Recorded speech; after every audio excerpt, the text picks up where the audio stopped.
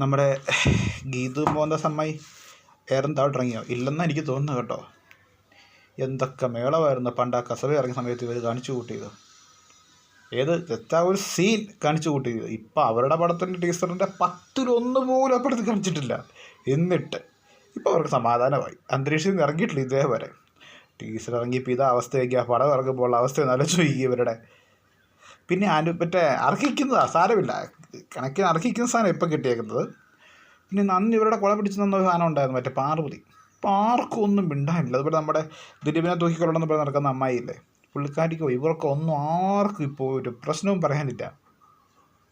അപ്പം ഇരട്ടത്താപ്പ് എന്താണെന്നുള്ളത് നാട്ടുകാർക്ക് മനസ്സിലായിട്ടുണ്ട്. അതുകൊണ്ടാണല്ലോ എയർ കയറ്റി വിട്ടത് അല്ലേ.